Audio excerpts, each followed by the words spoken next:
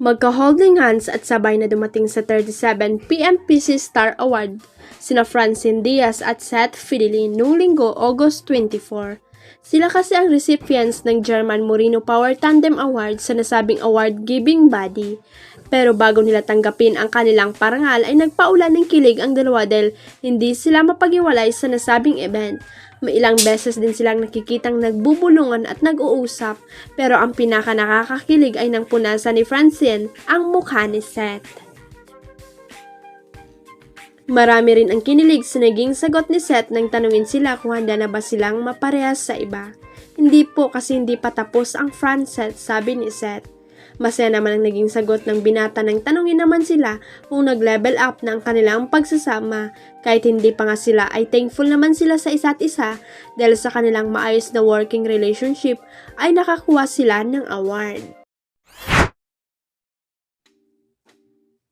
Hindi itinanggi ng leader ng BINI na si Joanna Robles ang katotohanang maarte talaga ang mga miyembro ng kanilang grupo. Ayon kay BINI Joanna, tanggap naman nila ang mga komento ng netizen tungkol sa kanilang kaartihan pero hindi naman daw sa lahat ng pagkakataon ay nangyayari ito.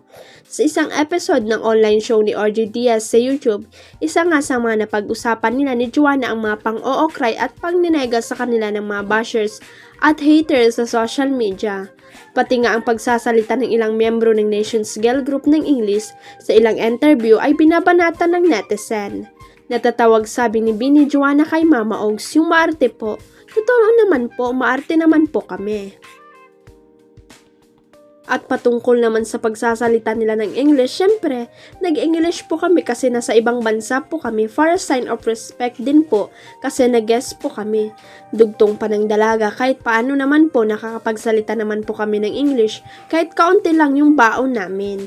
Naging mainit na issue ang pagsalang ng BINI sa isang episode ng People vs. Food Vlog kung saan isa-isa nilang tinikman at narate ang ilan sa pinakasikat na Pinoy snacks. Kabilang sa mga inihain sa kanila ng online show ay ang mga street food na Betamax, inihaw na dugo ng manok, kwek-kwek, isaw, yema, turon, taho, balot, opyang baboy at iba pa.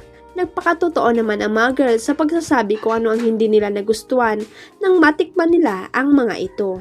Marami ang na-turn off at naartihan sa mga BINI members dahil parang first time lang daw nilang natikman ang mga naturang lafang kung makakomment at makareact.